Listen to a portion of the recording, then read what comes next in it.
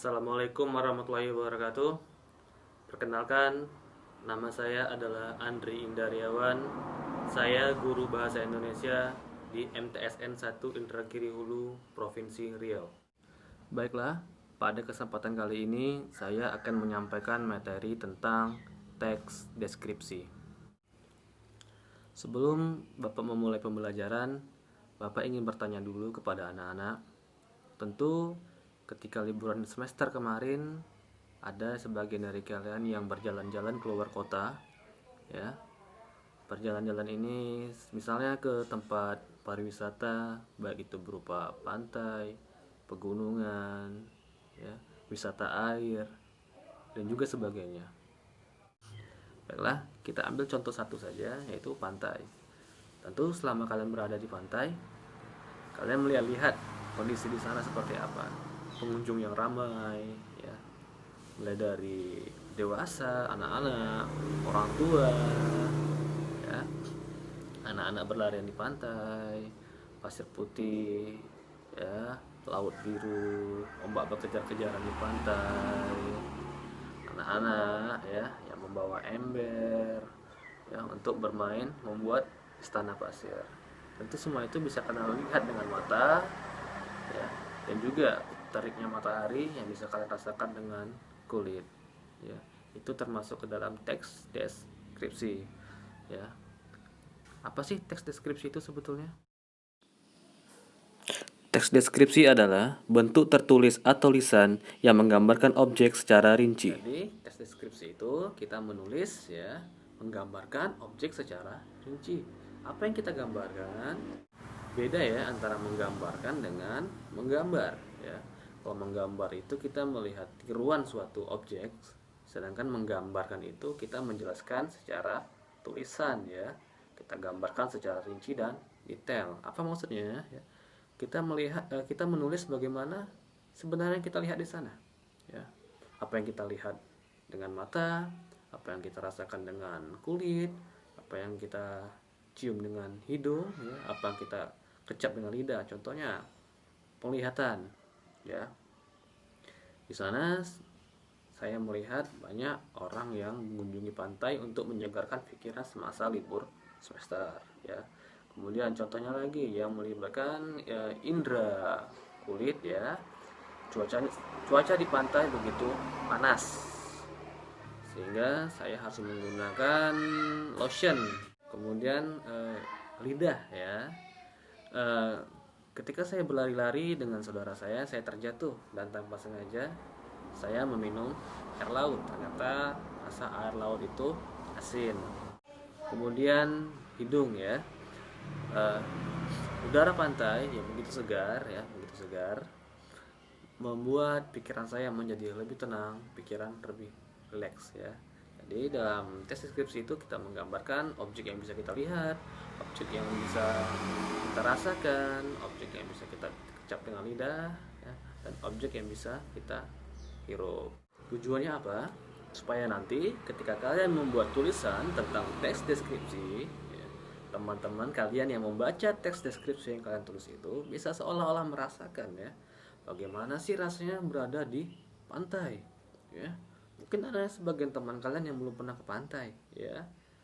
Jadi dengan membaca tulisan kalian, mereka merasakan, oh, seperti ini rasanya pantai itu, seperti ini bentuk pantai itu, ya. Ternyata di pantai itu cuacanya panas, ya, karena matahari bersinar sangat terik. Jadi ketika teman kalian membaca, ya, ketika saya berada di pantai cuacanya sangat terik. Jadi dengan membaca itu teman-teman kalian merasakan seolah-olah mereka juga merasakan panas pantai itu pada permukaan kulitnya. Kemudian juga kita bisa menceritakan kepada teman kita bahwa ternyata rasa air laut itu asin, ya. Ya. Misalnya seperti ini kalimatnya, ya.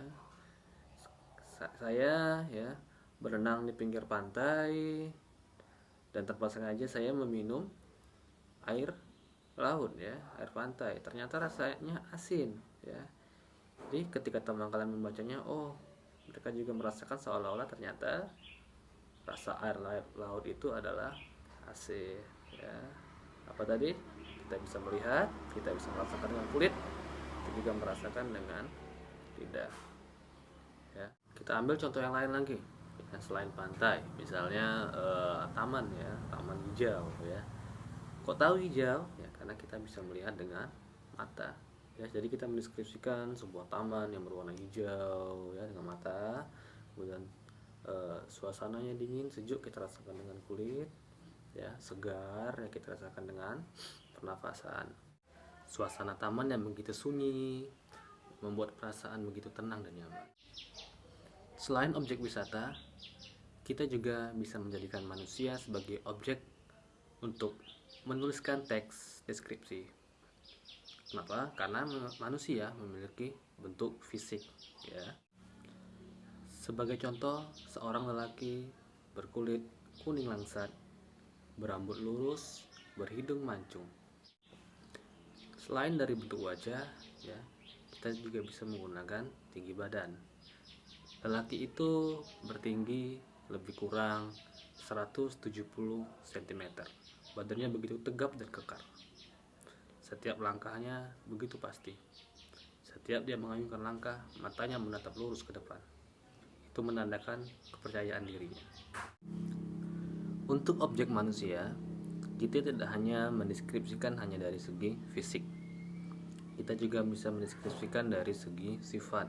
Contohnya ya, seorang lelaki yang memiliki sifat baik, suka menolong, ya, bersifat dermawan. Sifat-sifat seperti itu bukanlah satu gambaran fisik, tapi sifat juga bisa dideskripsikan. Ya. Jadi dari beberapa contoh tadi dapat kita simpulkan bahwa teks deskripsi memiliki 3 ciri. Ciri yang pertama adalah bahwa teks deskripsi itu merupakan penggambaran makhluk hidup, objek dan tempat. Untuk makhluk hidup itu bisa berupa manusia atau hewan. Ya.